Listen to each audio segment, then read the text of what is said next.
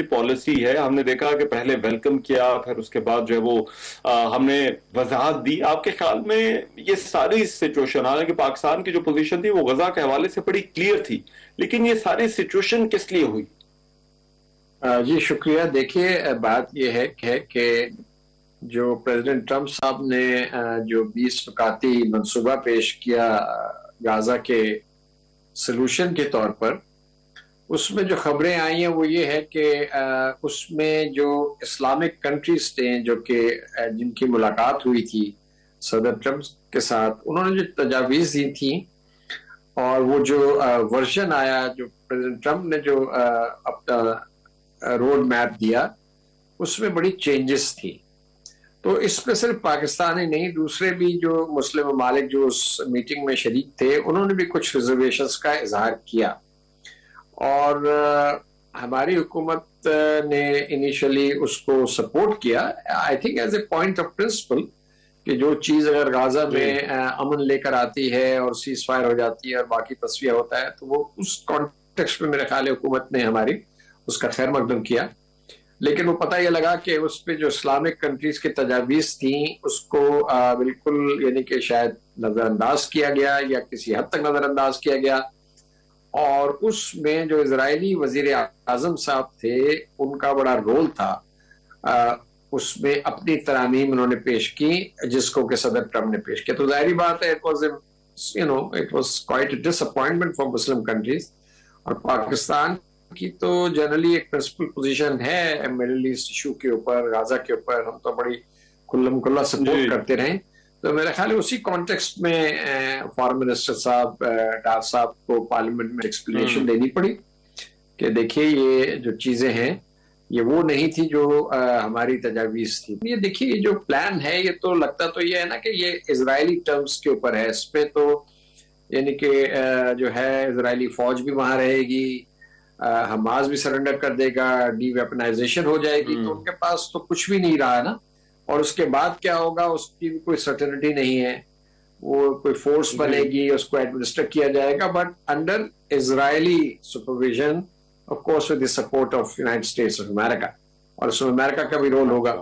तो मतलब पैलेस्टीनियंस को तो एक किस्म का, जिसको कहा जा रहा है कि जिसको अंग्रेजी में कहते हैं या लैंग्वेज में कहा जाता है डिप्लोमेटिक फेट अकॉम्पली है, कि आप ये एक्सेप्ट करें, नहीं करेंगे तो फिर उसके कॉन्सिक्वेंसेस जो है बड़े आपके लिए बड़े ही जो है वो खौफनाक होंगे।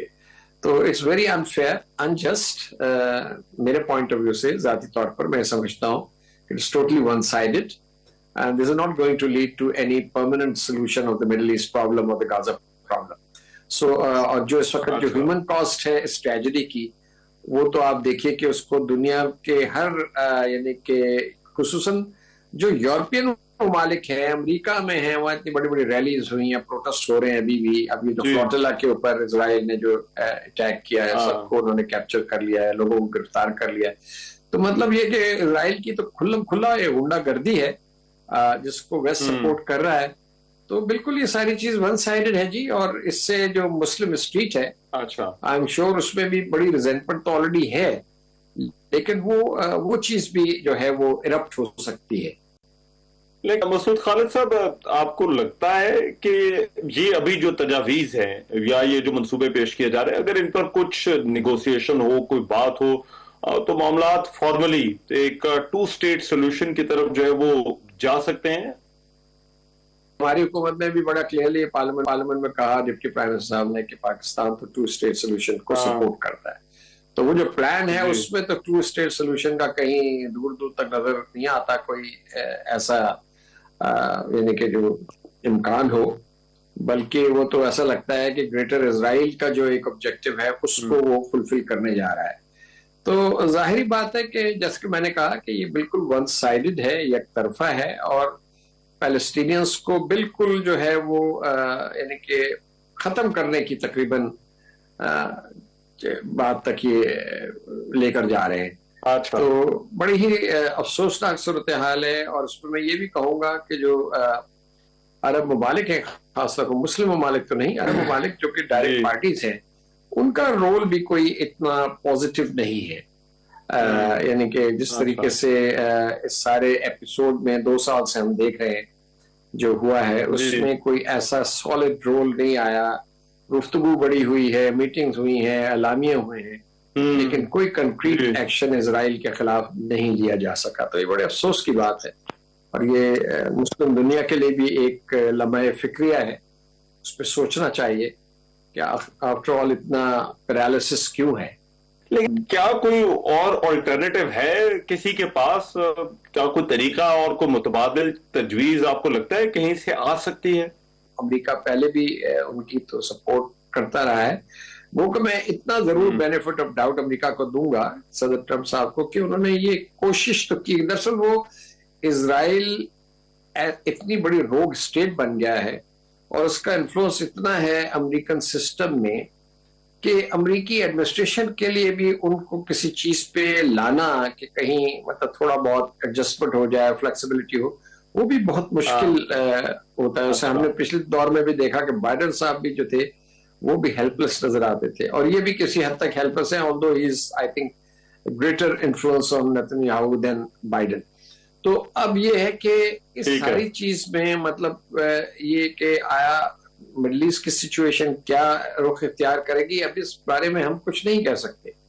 हमें नहीं पता कि इसका रिएक्शन क्या होगा, खुसूसन उन मुस्लिम ममालिक में जहां पर सेंटिमेंट बड़ा स्ट्रांग है। जो प्रोमिनेंट कंट्रीज हैं सारे प्रोसेस में, of course Pakistan is participating in this. तो वो कोई ऐसी तजावीज दें प्रेसिडेंट ट्रंप को कि वो अपनी जो ये डेडलाइन है उसको एक्सटेंड करें और इजराइल को दोबारा टॉक्स के अंदर डालें और कहीं किसी किस्म की कंप्रोमाइज हो, फिर तो चांस है। अदरवाइज तो मेरा ख्याल है सिचुएशन खराब हो सकती है। और ये जो इस्लामी तर्ज के नेटो की बात हो रही है, तो आपको लगता है ये कोई प्रैक्टिकल आइडिया है? डार साहब ने ये बात की है, मैं तो अभी इस बारे में कुछ इतना क्लियर नहीं हूं कि ये इस्लामिक नेटो या ईस्टर्न नेटो क्या बनेगी। और उन्होंने गो के कहा कि काफी ममालिक जो हैं वो इसमें इंटरेस्टेड हैं कि जो पाकिस्तान का रोल है, जो सऊदी अरब के साथ हमारा माहदा हुआ है, उसी किस्म का कोई अरेंजमेंट आर्किटेक्चर बने। देखिए अगर इस किस्म का कोई आर्किटेक्चर बनता है सिक्योरिटी का तो अच्छी बात है कि मुस्लिम ममालिक अगर 8-10 भी 12 भी मुस्लिम ममालिक जो है खुसूसन जो की अरब कंट्रीज हैं मिडिल ईस्ट के, वो अगर इस प्लेटफॉर्म पे आ जाते हैं that will be good thing. But at the same time we should keep in mind कि ये ममालिक जो हैं इनके अपने इंटरेस्ट हैं। किसी के अमेरिका के साथ ताल्लुकात हैं तो किसी के रूस के साथ ज्यादा ताल्लुकात हैं। तो ये यक जुबान नहीं है, ये एक जुबान नहीं होते। और इनके जो जैसे मसला देखिए कितने अरसे तक सऊदी अरब और कतर की जो थी वो लड़ाई चलती रही, यूएई की लड़ाई चलती रही। तो यूएई और सऊदी अरब के दरमियान आपस में बड़ी कशमकश रही। तो ये जो फैक्टर्स हैं ये भी तो हमें इसको यानी को अकाउंट फॉर करना पड़ेगा ना। तो लेकिन अगर कोई ऐसा आर्किटेक्चर बन जाता है कि जिसमें, लेकिन उसमें क्या रोल क्या होगा, मतलब ये कि पाकिस्तान तो ठीक है एक मजबूत हमारी फौज है और हम कंट्रीब्यूट कर सकते हैं in a meaningful way, but what about other countries? अभी हमने देख लिया कि कतर के पास इतने यानी कि सोफिस्टिकेटेड वेपनरी है, आर्टिकल्स हैं, मिलिट्री डिफेंस आर्टिकल्स, लेकिन जब वो हमला हुआ वहां पर कतर के ऊपर तो वो तो कतर तो अपने आप को डिफेंड नहीं कर सका, कतर तो रिटेलिएट नहीं कर सका। तो जो भी फोर्स बने या जो भी आर्किटेक्चर बनेगा अगर उसमें इसी किस्म का काम होना तो क्या सारा जो जिम्मेदारी है वो पाकिस्तान की होगी? तो ये सारी चीजें हैं जो मेरा ख्याल है जो भी तज्जिया इसका हो या इस प्रपोजल को एनालाइज किया जो उसमें सारी चीजें जो हैं ये इसको हमें फैक्टर इन करना चाहिए। अब हमारे लिए चैलेंजेस हैं मशरिक वस्ता और खास तौर पर गजा के हवाले से आगे बढ़ते हुए हमारी जो है वो पॉलिसी गाइडलाइन आपके ख्याल में जो है वो क्या होगा?